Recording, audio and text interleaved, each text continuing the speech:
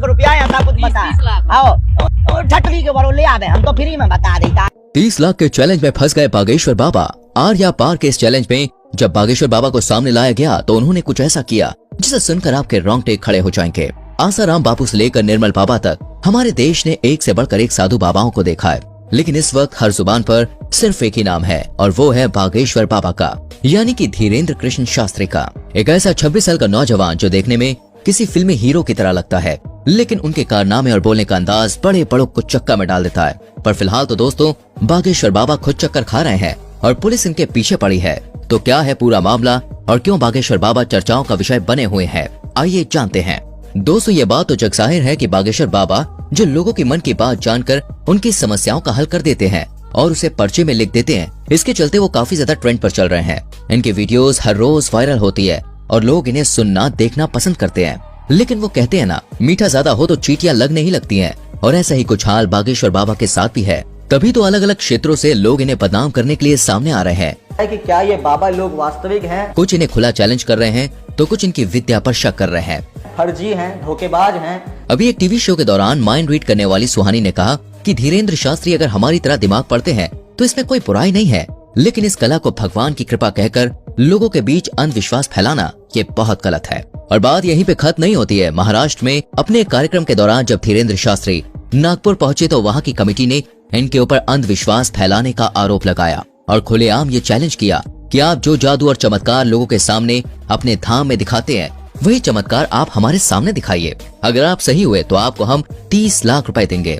अच्छा। लेकिन कमेटी वालों का कहना है कि धीरेन्द्र शास्त्री इस चैलेंज से इतना ज्यादा डर गए हैं कि वो वापस लौट गए। इसके बाद महाराष्ट्र की उस कमेटी के श्याम मानव ने धीरेन्द्र शास्त्री के खिलाफ पुलिस कार्रवाई की मांग की। धीरेन्द्र कृष्ण महाराज कंप्लेंट दी थी एसीपी नागपुर के, और कहा कि पुलिस अगर कार्रवाई नहीं करेगी तो वो लोग आंदोलन करेंगे, क्योंकि महाराष्ट्र के कानून में अंधविश्वास फैलाना बहुत ही बड़ा जुर्म माना जाता है, जिसके तहत धीरेन्द्र शास्त्री को गिरफ्तार किया जाना चाहिए। धीरे धीरे महाराष्ट्र के नागपुर से निकली ये बात पूरे भारत में फैल गई, जिसके बारे में कई सारे लोग धीरेन्द्र शास्त्री से सवाल जवाब करने लगे, जिसके जवाब में बागेश्वर धाम सरकार ने कहा है कि हम बीच में कथा छोड़कर भागे ये बोलना बंद कर दें। हमारी कथा 7 दिन तक की ही थी, कि डेट घोषित कर दी थी कि हम केवल 7 दिन की कथा करेंगे। लेकिन लोग विश्वास क्यों करेंगे? भारत में साधु महात्माओं की इज्जत का ऐसा फालूदा हुआ है कि चाह कर भी धीरेन्द्र शास्त्री पर विश्वास नहीं कर पा रहा था कोई।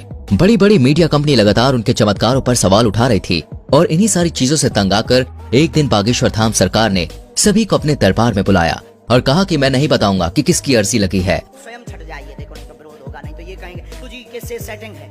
आप लोग खुद अपने लोगों को खड़ा करिएगा और मैं उनकी परेशानियां और उनके मन की बात पहले से ही कागज पर लिख दूंगा, और आप जिसको बहन जी लेकर आएंगे उसी का पर्चा ये निकलेगा। और जब ये चीज हुई तो हर कोई देखता रह गया।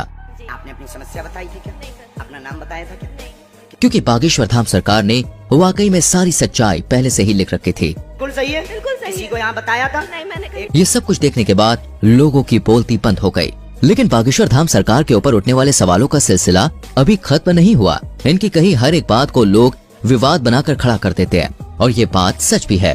आज बागेश्वर धाम सरकार इतना बड़ा नाम बन चुका है कि जो कोई भी इनका नाम लेता है वो खुद ही फेमस हो जाता है। बड़े बड़े न्यूज चैनल घंटों केवल इन्हीं के बारे में बात करते हैं और लोग बड़े मजे से सुनना देखना पसंद करते हैं। अभी कुछ समय पहले जब बागेश्वर धाम सरकार ने बुलडोजर चलवाने की बात कही थी तब भी काफी ज्यादा कंट्रोवर्सीज खड़ी हुई थी, जिसके बारे में एक इंटरव्यू में जब धीरेन्द्र शास्त्री से पूछा गया तो उन्होंने बड़े साफ शब्दों में कहा कि धर्म और ईश्वर उनके माता पिता के समान है और अगर कोई उनके माता पिता पर पत्थर मारेगा तो वो भी शांत नहीं रहेंगे। धीरेन्द्र शास्त्री की इन बातों से साफ जाहिर होता है कि वो लोगों के सामने किसी फिल्टर के साथ नहीं आते हैं, बल्कि जो अंदर से है वो बाहर से भी दिखाते हैं। तभी तो ये आए दिन विवादों में घिरे रहते हैं और कुछ लोग तो ये सोच कर ही हैरान है कि आखिर एक 26 साल का नौजवान शख्स इतना ज्यादा लोकप्रिय कैसे हो गया, कैसे करोड़ों लोग आज उसके भक्त हैं और उसके धाम पर लोगों की लंबी लाइन लगी रहती है।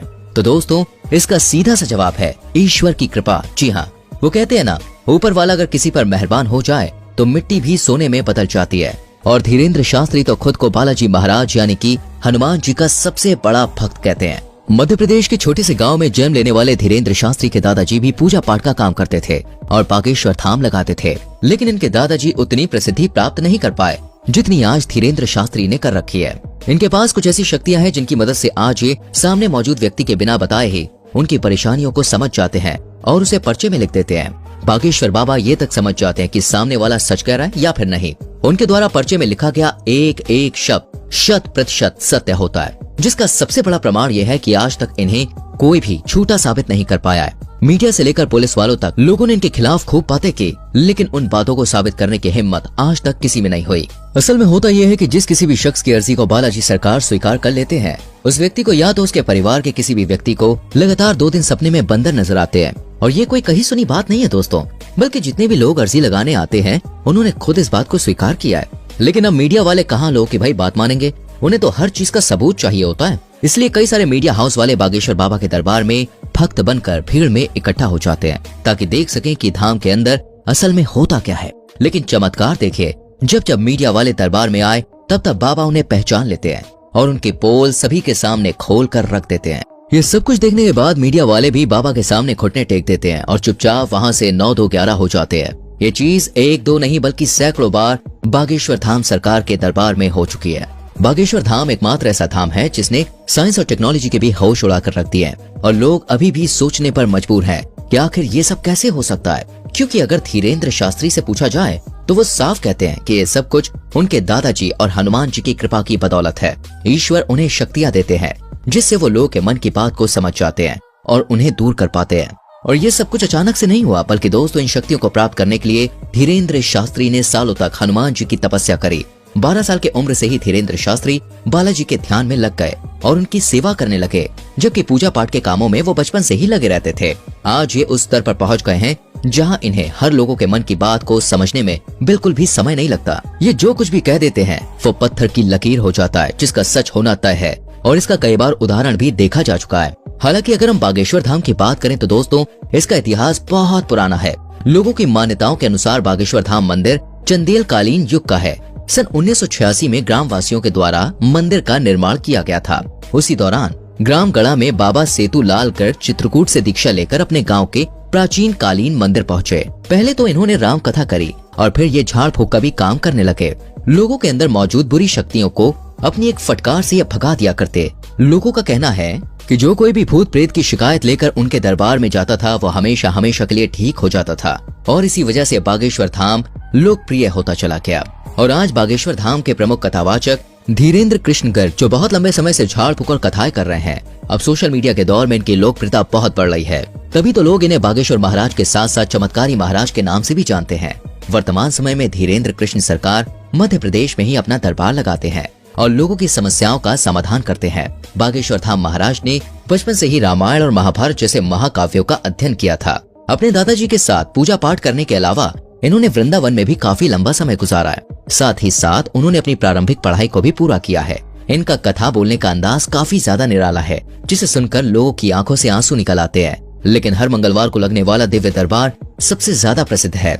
बाकी आपका इनके बारे में क्या विचार है, कमेंट में हमें जरूर बताएं। इस तरह की वीडियोस लगातार देखते रहने के लिए चैनल को सब्सक्राइब करके बेल आइकॉन प्रेस करें, जिससे आने वाली वीडियोस आपसे मिस ना हो। मिलते हैं अगली वीडियो में, अपना ख्याल